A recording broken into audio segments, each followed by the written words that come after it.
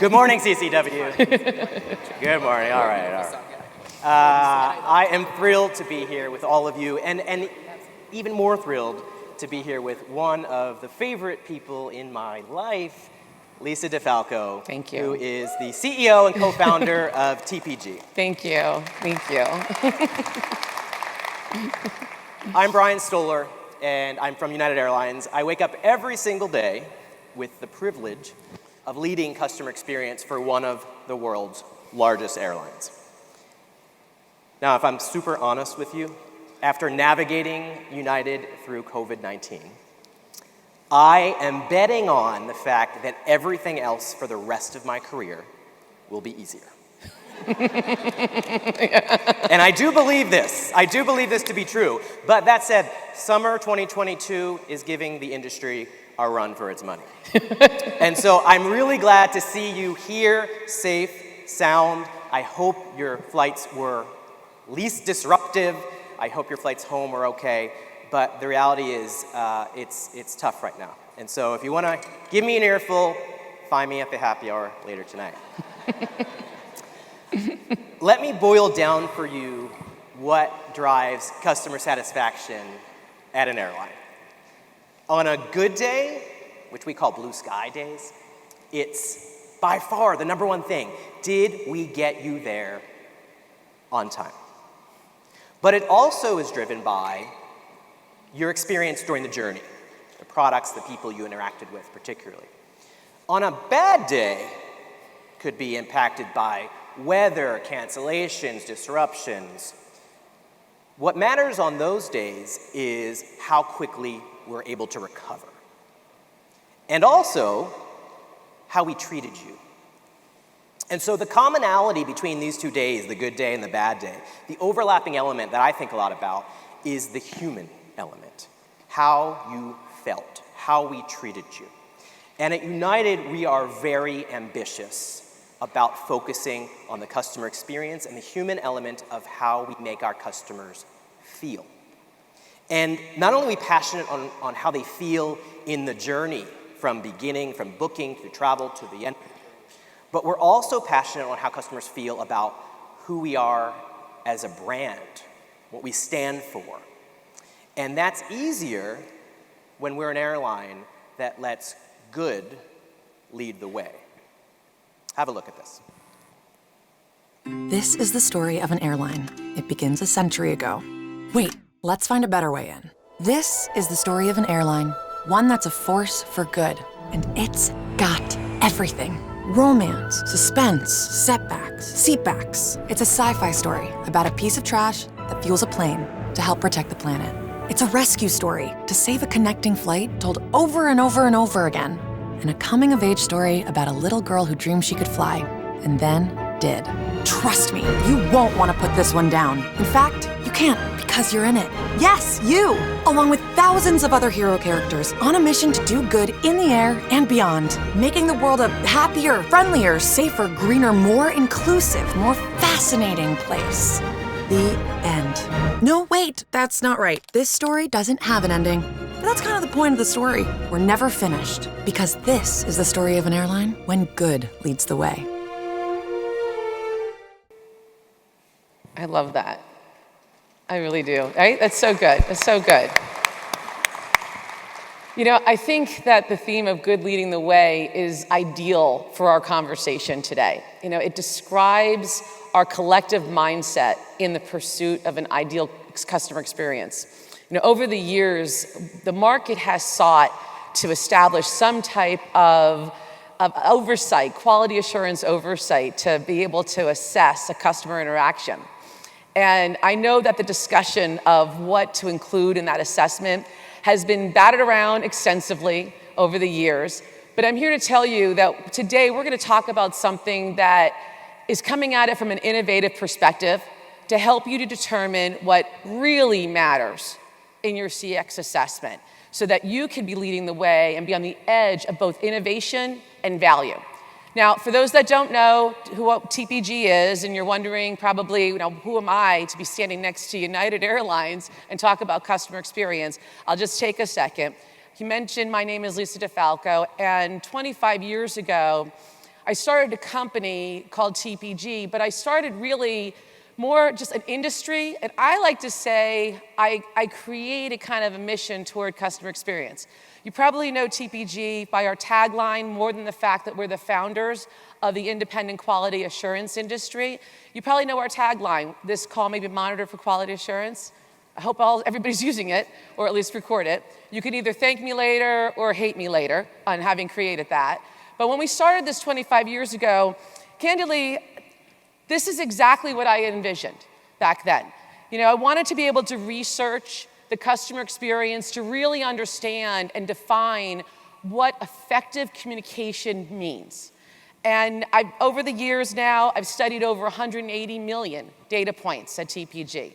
So we deal with data that is across 9 countries, over 5 continents. So I could tell you that we truly define and understand the human experience at TPG. So what does our research tell us, and how does it lead the way for the United Airlines story? Well, I can tell you that effective communication is more impactful and has a greater influence on your sales rates than your price. I can tell you that our data says that it's more influential in resolving and handling an efficient customer service call than actually removing those intra-call holds that we all worry about. I can tell you that your systems as a broad industry are extremely tedious and complex, yet a strong communication skill will override that and overcome it and allow you to get top box CSAT at high records across all of your companies. That's the power of customer communication. That's the power of effective communication. And so we've gained these learnings over 25 years. In doing so, I could tell you that we have, in our client community, we've assisted in generating over $6 billion of additional revenue across all of our clients. We've helped them retain more than 10 million customers along the way. So I say that because the method's valid, the method works. But even with this success, a lot of our clients ask us, do more, get faster, get more depth and insight, et cetera. So today, when I say our clients say that, our community of clients represents 15 million interactions every single month. Like, just saying that is like, wow, that's pretty extensive volume. And so when we were asked to do more, think faster, and handle that type of need, I'm sure everybody in this room will say, oh, the answer to that lies in AI. Yeah, but really, the real question is, can AI really do that? So to decide whether or not AI can or cannot do that, we had to start with what we wanted it to do, and then have it serve there. Again, our research told us that using AI to auto-evaluate a call would require technology that needed to understand the complexity of effectively communicating to really create that human connection. So those binary decisions, meaning, did a word spoken or not spoken, just weren't enough for what we were trying to accomplish. And so we were seeking to really continue the learning of what was truly influencing the customer's emotional connection to you. I believe that's probably relevant for everybody here.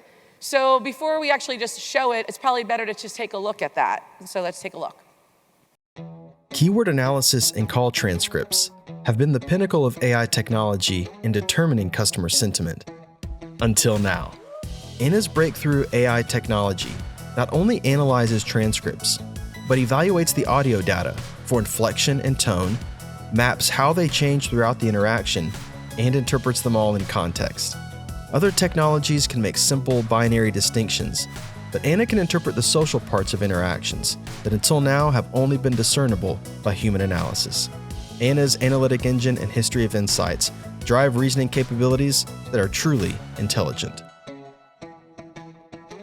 That would be a really good example to explain why we're so passionate about this idea of effective communication and not just the words that are spoken out there. And so here's one. I think this is going to resonate for everybody because this is one that is involving customer satisfaction. I hope everyone can relate to it. So some of our clients, we were studying them and we said, gosh, why is it that some clients are experiencing high levels of top box satisfaction, even though their agents are consistently asked to deliver negative news. You ever have that in your business? Like, I have to tell you no, but yet at the same time, I have to keep you satisfied. And there's nothing I can do, I have to say the no. Unfortunately, we live that as well. There's times where we just can't reroute you. And so, but we need to make sure that you're gonna fly with us again. I'm sure we can relate to that. We have clients that can do that really well. We have other clients that deliver negative news, and their CSAT tells you that all the time. So we studied it, and we said, what is it about that experience? Is it maybe the how the information was conveyed? Could that be? Well, the answer is yes. We found that it mattered. We found out, we studied it, and we said, all right, what can we really learn about that to share out with everybody? What was the influence that effective communication really had? So we wanted to study that, and we've been studying that for many years. And what I will tell you is over the years as we've studied it, we found that the distinguishing mark for everybody to be that, I won't even say good to great, I'm gonna say to good on this, is the fact that it's really subtle. It's the understanding, the distinguishing between something that has occurred and has been versus effectively influenced. That's the big distinction. That's the big assessment in the moment we went, wow, that's the definition of effective communication. Can you effectively influence in a moment and not just create an occurrence? So that's what these spinning attributes are that are behind you. We basically have cracked the code on what it means to be human beings and how to communicate. And our whole guiding light is to make sure that what we're assessing is, are we effectively influencing this moment? So let me just take an example of that, and then we're past the story. And I love this example because people hear it all the time. Think about empathy. Everybody wants to assess empathy. We all talk about it. And I get told all the time, technology could assess empathy. And I'm like, oh, that's interesting. Tell me more about that. They say, well, they could assess empathy because they could pick up words and distinguish the word I'm sorry. Okay, that's fair. They can pick up that, absolutely. But see, for us, my question was, is that enough? Is that enough? Like, have you ever been on hold or listened in your conversations with all of your customers where a customer's on hold for 15, 20 minutes, they get with an agent, finally they're exasperated to get to the agent because they have a call that they need some help with, and they say to the agent, I have been on hold for 15 minutes. I can't believe that. Have you ever had an agent in your business, and I don't want to ask you to admit to it, where the person goes, yeah, I'm sorry, systems are crazy. Can I just get your account number?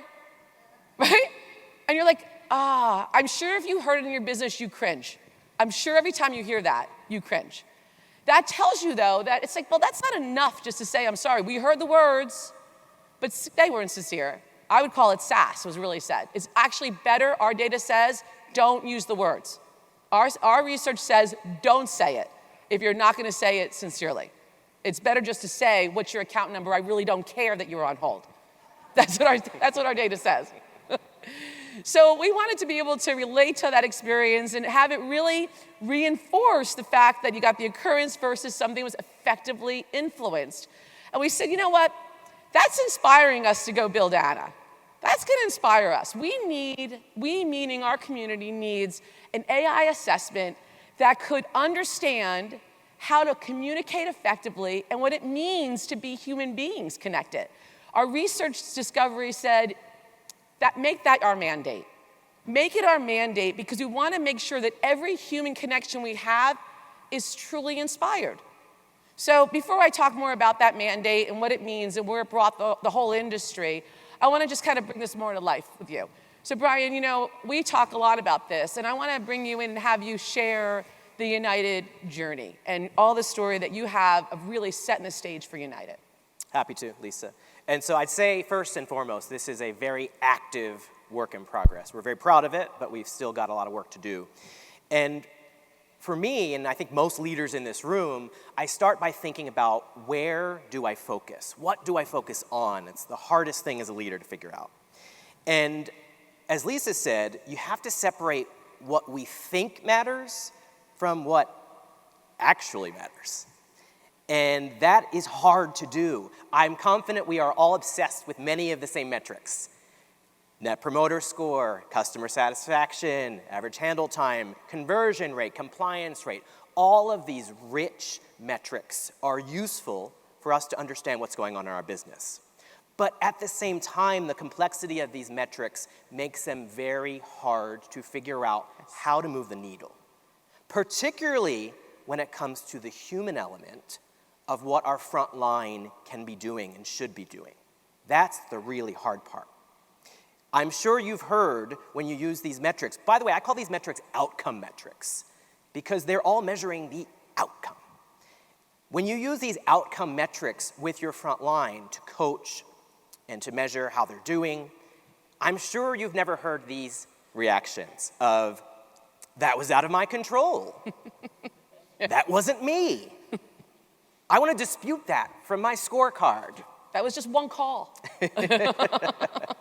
Exactly. So at United, we have been changing the way that we focus our coaching to not look at outcome metrics at all. And instead, we are looking at the behaviors of what the agent's doing that most impacts whatever outcome measure it is we're trying to improve.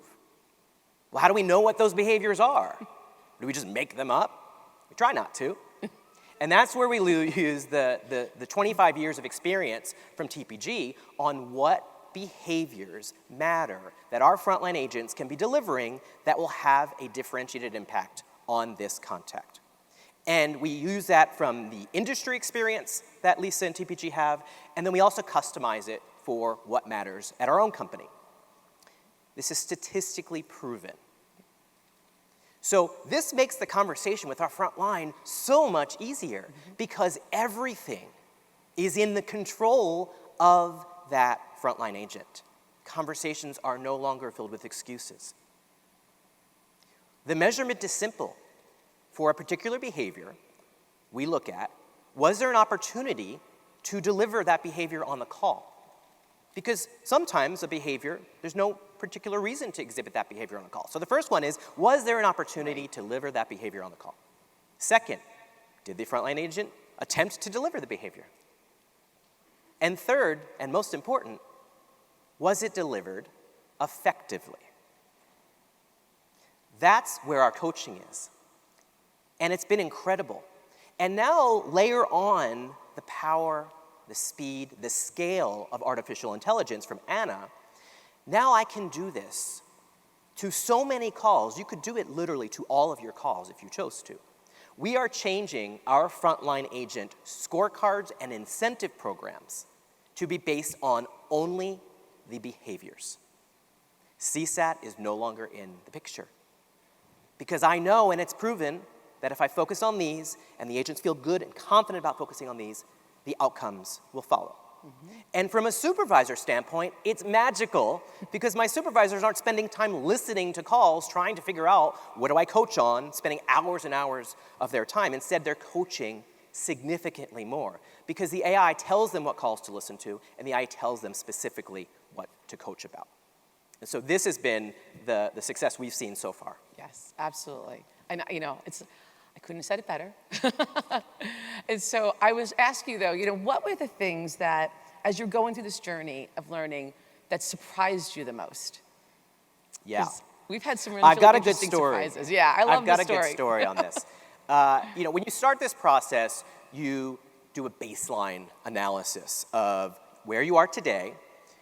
You utilize TPG's technology to evaluate what behaviors are popping that we should start to focus on. Again, depending on what your outcome goals are. Our outcome goals are heavily weighted on customer satisfaction, and we also want to do so efficiently. And so we started our baseline analysis, and a behavior popped on that baseline analysis. And that behavior is called communicate the wait. And this behavior is basically talking to the fact of how the process, how the communication goes when a frontline agent needs to put a customer on hold or needs to work in silence for a little while. Now, I'm going to be honest. I know my business really well.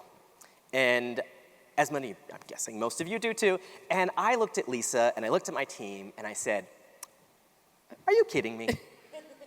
This is what we're going to focus on. This is our number one thing that's going to change what our experience for our customers. It's ridiculous. I know where we need to focus. And this is like 30th on the list. It's actually 300th on the list. But my team said, you got to trust the data, let us. And so I trust Lisa, I trust the team. I said, all right, let's see. And I'll say I told you so later. So we went with this, rolled it out, and we focused on behaviors kind of one at a time in mass. We have thousands of frontline agents. And so fast forward a little while, and I was visiting one of my contact centers. And I was doing a side-by-side, as we do, and I sat down next to an agent, Mario. And I'm listening to Mario on the call, and it's a complex call. You know, in the airline industry, it's not uncommon to have a long call. It's not uncommon to need to use hold to check in with a secondary desk, or to, if you're newer, to check with someone on, am I doing this right, or what have you. So it's not uncommon. And so Mario was on a complex call, and I'm sitting there next to him, and Mario says to the customer, Mr. Rafilla, Mr. Rafilla, I'm going to need to place you on hold for 3 to 5 minutes, and I'll be right back with you. And I thought to myself, oh, that's interesting. There's the communicate the wait that we've been talking about. 3 to 5 minutes pass. Mario's looking at his help tools, goes back to the customer after 3 minutes. Mr. Rafilla, sorry it's taking so long. I need another 3 to 5 minutes, and I'll get back with you. Okay. Then Mario calls over his coach because he has a question. By the way, I try when I do side-by-sides to not say much to the agent. It can be overwhelming, right? I'm successful at that about 50% of the time. But in this case, I was. I'm just sitting there writing notes to myself. Texting me. And so Mario talks to his coach. Mario comes back. Customer on the line. Mr. Rafilla, sorry it's taking so long. I need another 3 to 5 minutes. I'll be right back. So at this point, I mean, this goes on 4 more times, and I'm literally just having to hold everything inside, and I'm typing furiously on my iPad about how awful this is and how my team is wrong. So I get back to Chicago, and I say to my team, see? Told you so. This is ridiculous. That is the worst thing we could have ever done on that call. I think the customer would have preferred if we would have just done nothing, as Lisa said earlier. Just hold for 10 minutes. Don't come back and keep sounding like a robot, saying nothing. It's just awful. And my team looked at me, they smiled, and they said, well, Brian, you're right. You're right. And that's because that's not how that behavior works. You see, Brian, communicate the wait, we measure the effectiveness of that behavior. Now, so did the agent attempt to communicate the wait? Yes. Was there an opportunity? Let me start there. Was there an opportunity? Yes. Did the agent attempt to do it? Yes. But all the agent did was communicate the wait in a way that they thought that that's how that worked. But here is actually the definition from TPG of the behavior on effectiveness. Number 1, are you going to tell the customer why you need to place them on hold and what you'll be doing? Step 1. Did the agent do that? Nope. Step 2. Communicate a reasonable time frame for the hold. It's not set every time. It depends on what you're doing. Did the agent do that? No. Ask permission, number 3, if it's okay that you can proceed with this. Did the agent do that? And so they looked at me confidently and said, you're right, because this behavior was not delivered at all effectively. So I sat there and I said, all right, I get it. And so what happened? So let me show you on a graph of the results that we saw. Let me orient you to this page.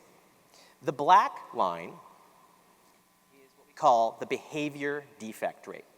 In TPG land, the defect rate is something that you're trying to reduce. If the agent effectively delivered on the behavior, it's not a defect. If they didn't effectively deliver on the behavior when there was an opportunity, it is a defect. So your goal, it's a Six Sigma process. The goal is to reduce your defects on the behaviors you're focused on. And you can see that dark line, over time, we reduce the defects on communicate the wait by focusing on it relentlessly through coaching, et cetera. Well, now look at the blue line and look at our customer satisfaction score. And look at, as the defect rate was going down, how the customer satisfaction was improving. How is that possible? How could something like that matter that much? Well, when you sit down and think about it, the behavior is more about asking permission for a customer to go on hold. You're giving confidence to the customer that you know what you're doing, because you're forcing yourself to explain what you're doing and give a reasonable time frame that makes sense. And not only are you building confidence with the customer, you're building confidence with yourself as the agent. Because by having to do this, you're having to think a few steps ahead about how this is all going to go down. That was the magic of me being a naysayer of this ridiculous behavior to it actually translating into something that really mattered for us. And as I told you, it's not uncommon in the airline industry to have to use hold. And so that's why this behavior was popping so much for us, is because we use hold a lot.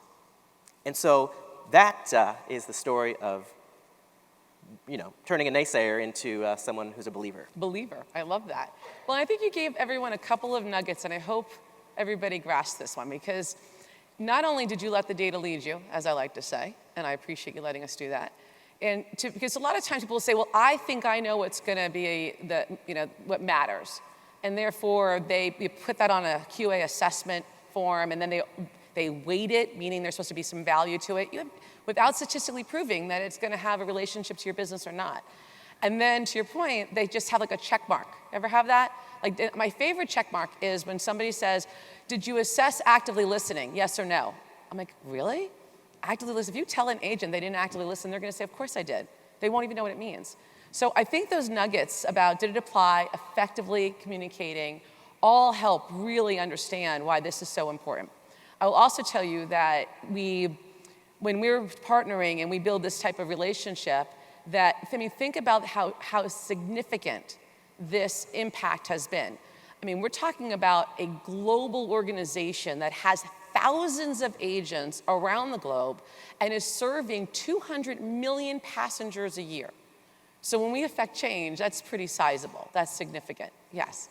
So, with this deep understanding of like the human behavior side of it, I think it's important to understand how to leverage technology and to further our ambitions and not stifle them. I'd hate to see as a community that we regress in our sophistication with customer experience just because automation is upon us, right? What do you think of that? Yeah, I mean, there's no doubt AI is a sexy topic, and there are a lot of applications for AI in our business. My recommendation for everyone is to make sure that your solutions are fit for purpose for what your needs are, and to try to not fall for the branding and the sexy claims from all of the vendors out there who claim can do all sorts of things. And by the way, they can, but are those the things that you most need? And how are they able to do it effectively? We've seen in this industry countless examples of buzzwords that didn't translate into anything more than a buzzword. And so it's key to ask the questions. And in the space, in this area of QA and customer experience, make sure you can actually effectively measure the how. The how effective was it done, which comes down to measuring behaviors of how empathetic was someone, are they active listening, are they communicating with confidence? Those are the things you need to make sure that you can measure with whatever solution that you choose. Mm-hmm.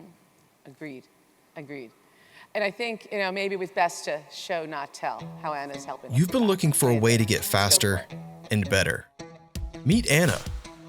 Anna is a new AI-powered cognitive computing tool that uses TPG's established collection of evaluated attributes, compiled over 25 years of deep learning, to analyze all of your media and generate auto scores with experienced human accuracy, but near instantaneous speed. The days of batch sampling are over.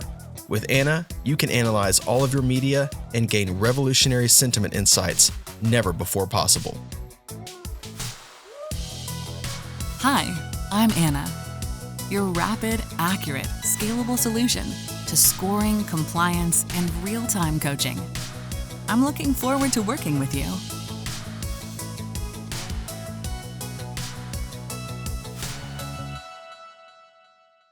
I think that's what's really exciting. It's not just simply the technology that's there, but it's the ability to advance that human-to-human experience and make sure that business outcomes are achieved because you have effective communication. I like to say at TPG that, when we're passionate about creating and maintaining humanity inside of all of our conversations, whether we use technology or whether we don't use technology. So I want to thank you so much, Brian, for speaking with me and today and being able to stand here with us and talk about the United experience, most definitely. I want to also just take a minute and thank our entire community. So you see this slide behind us with many of our community members there. They're here today. And, we have a really, really cool collaborative community. And we really feel, you're going to see a lot of diversity in our industry that we serve. But I will tell you what binds us together. We're all on a mission together to make sure that the human connection remains vital to our society and that we do so effectively. So our community is here today. They're going to be at the booth in our booth. It's 318 is our booth. I think, 318. So at the break, they'll be there. So feel free to come talk to any of them and they have stories just like Brian that they'll share with you as well. I want to thank CCW for hosting us. Again, what a wonderful event. Again, congratulations to the CCW team. I really think they've done a great job right here, everybody. Can we just give congratulations to them? They did such a great job. I appreciate them very much. And I don't know about you, but I am absolutely looking forward to talking and listening to Tyra Banks. So she's up next. So thanks, everybody. We appreciate it. Thank you.